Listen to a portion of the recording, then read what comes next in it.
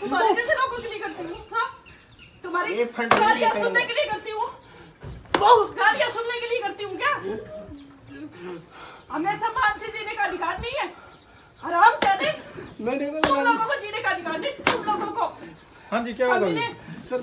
मैं तो जो काम का नोट कर लिए, जो भी काम का बहन जी ने इन्हें क्या शेड बनाने के लिए, मैंने शेड बनाने के नोट कर लिए। मैं सेक्रेटरी मार्केट में बैठे हुए रिपोर्ट लिखो इसके खिलाफ। जो भी काम का मैंने सारा काम सर, मैं सेट बनाने के लिए कहा, मैंने सेट बन जाएगा जी। जो भी है, इसने गलत भाषा इस्तेमाल की नहीं जी, और मेरे साथ इतनी बदतमीजी से बात की है। मैंने बात बहन जी, मैं तो यहाँ बैठ के, आपने कहा दफ्तर में गए थे बहन जी वहाँ। रिपोर्ट लिखो। तो लेकर चलो। नहीं, मैं काम कर रही हूँ बाहर निकल के। सर क्या समझ रखा आपने मुझे? मामला है जो आज आपके साथ घटना घटी? सर सुबह 10:03 पर सुरेश जी हमारे ऑक्शन रिकॉर्ड रहे, उनका फोन आया कि सोनाली मैडम जी आई हैं जो आदमपुर से चुनाव लड़ा है, अपने ऑफिस में आई है किसी काम के लिए। तो मैंने कहा मैं सब्जी मंडी से आया, मैं 3 मिनट में आ जाऊंगा, 4 मिनट में आप मेरे को ले जाओ स्कूटी पे। मैं सुरेश जी के साथ सीधा ऑफिस आया। यहाँ अपने असिस्टेंट सेक्रेटरी श्री भारत जी और जयपाल जी मंडी सुपरवाइजर उनको परफॉर्मेंट के बारे में सारी बातें बताने लग रहे थे। मैंने उनको सुरेश जी को कहा था चाय पानी मंगवा लेना मैडम जी के लिए। मैडम जी ने चाय पानी पी ली। फिर हमने आधा पौना घंटा बैठे सारी परफॉर्मेंट के बारे में मैडम को खुलकर बताया कि इस तरह परफॉर्मेंट हो रही है, ये दिक्कत है, ये सही हो रहा है सारा। तो हमने ये बताया कि सब्जी मंडियों में हमने कैसे काम किया, पूरी विस्तार से बात हुई। पौना घंटा 2 बार चाय पी, बहुत ही बढ़िया वातावरण रहा सर। तो उन्होंने कहा कि आदमपुर में चने की खरीद क्यों नहीं कर रहे?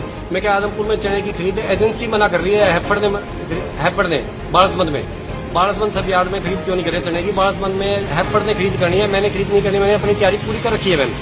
तो उन्होंने क्यों रिजेक्ट कर दी हैफर्ड ने? मैंने कहा कि शेड नहीं है। उन्होंने कहा कि शेड की वजह से वहाँ चना भीग जाएगा, इसलिए हम खरीद नहीं करेंगे। एजेंसी ने लिख के दे दिया है, एजेंसी का काम है जी, हमने अपनी तरफ से पूरी तैयारी कर रखी है। बोली बाड़सबंद में और भी समस्याएं, आप चलोगे मंडी में? मैं कह मैं चल पड़ता हूँ।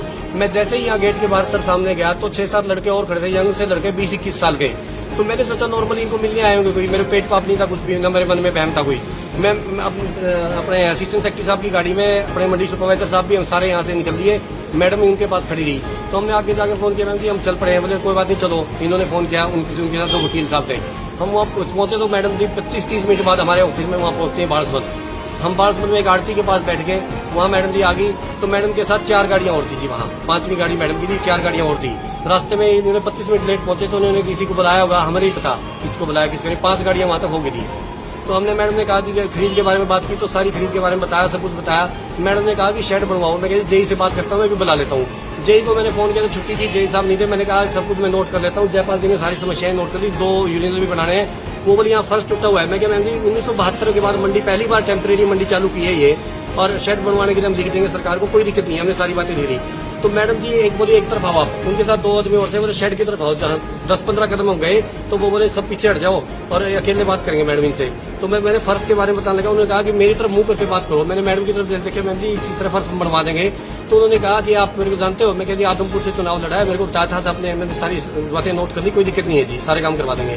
बोले आपने चुनाव में मेरी खिलाफत क्यों की? आदमपुर में मेरी कोई रिश्तेदारी नहीं है, मैं प्रेस मीडिया के सामने कह रहा हूँ, आदमपुर में मेरी कोई रिश्तेदारी नहीं है। मैं आदमपुर के विधानसभा चुनाव में कैसे जाऊंगा? मेरे को ये भी, मैंने कहा मैडम जी आपको किसी ने मिसगाइड किया? चुनाव के बाद इतने दिनों बाद आप ये ब्लेम लगा रहे हो। तो उन्होंने कहा थप्पड़ मारा मेरे को कि गाड़ी दे रहे हो आप मेरे को? मैंने कहा गाड़ी नहीं दी मैम। मैं थप्पड़ लगते ही चारों तरफ से 7-8 लड़कों ने मेरे को मारना पीटना शुरू कर दिया, बेशुमार। मैं बिल्कुल निडर होकर खड़ा था। मैं गिर गया आनफान में। फिर मैं वहां से भागा, एकदम उसी दुकान में भागा। दुकानदार को कहा बताओ, मैंने तो कुछ कहा ही नहीं। दुकानदार ने भी कहा इसको ना ही कहा मैडम ये गलत कर रहे हो आप, कि क्या हो गया ये क्या हो रहा है? तो सर वहाँ मैडम जी खड़ी हो गए, गुंडे वो चारों तरफ दूर खड़े हो गए। और मैडम के साथ 2 आदमी थे, उन्होंने वीडियो बनानी शुरू कर दिया, चप्पल से मेरे को मारना शुरू कर दिया अकेले। बोली मेरे को गाड़ी क्यों दी? मैं क्या मैम जी मैं उस वीडियो में भी कह रहा हूँ कि मैंने कोई गाड़ी नहीं दी मैम जी, मैंने आपके सारे काम थे जो नोट कर लिए हैं सारे के सारे। और फिर ये इधर थाने की तरफ आ गए। पुलिस को फोन करते, पुलिस वहाँ पहुंच गई, पुलिस ने मेरे को छुटवा दिया, मेरे को जिप्सी में बिठाया, मैं थाने की तरफ आ गया। थाने के बाहर मैडम मेरे को बाहर ले गई। मैडम ने यदि मैंने कोई गलत काम किया था तो थाने में FIR दर्ज करवाती। मैडम मेरे को बाहर ले जाके उन्हीं गुंडों के द्वारा एकदम बोली आप लिख के दो कि माफीनामा लिखो।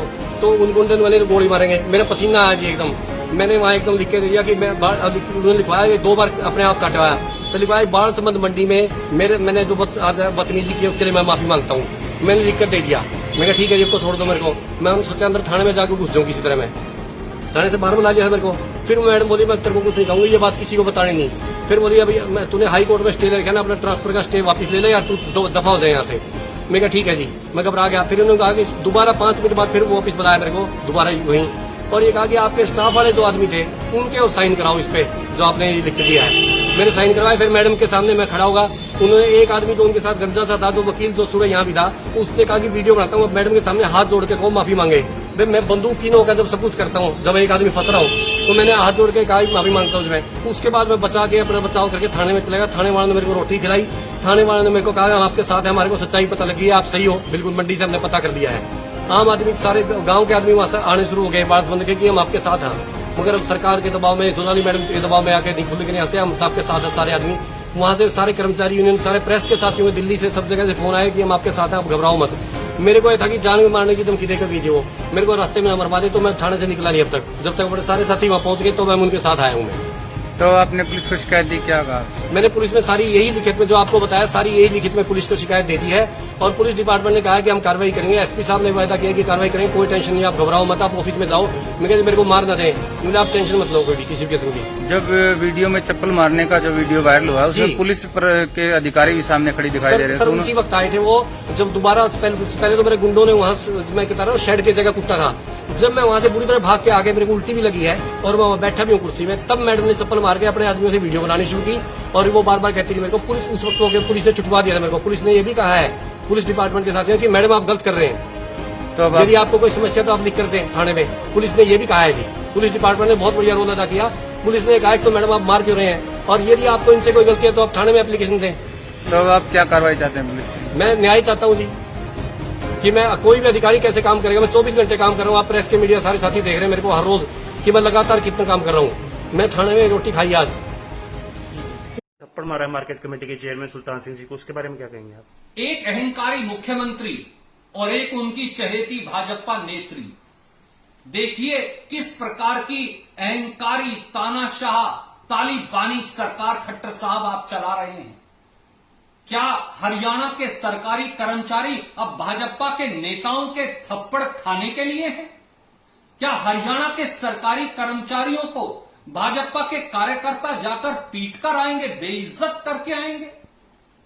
हरियाणा के कर्मचारियों का कोई मान सम्मान नहीं बचा, उनकी कोई सुरक्षा नहीं बची। इस प्रकार की भाजपा नेताओं के खिलाफ अगर खट्टर साहब आपने कार्रवाई नहीं की तो साबित हो जाएगा कि ये भाजपा नेत्री और नेता मुख्यमंत्री के इशारे पर सरकारी कर्मचारियों पर हमला बोल रहे हैं, जो जनता की सेवा कर रहे हैं। आप वातानुकूलित कमरों में बंद बैठे हैं और जो लोग सेवा कर रहे हैं उनके ऊपर आपके नेता और नेत्री गाली गलौज और हमला कर रहे हैं। इससे शर्मनाक बात मुख्यमंत्री के लिए हो ही नहीं सकती।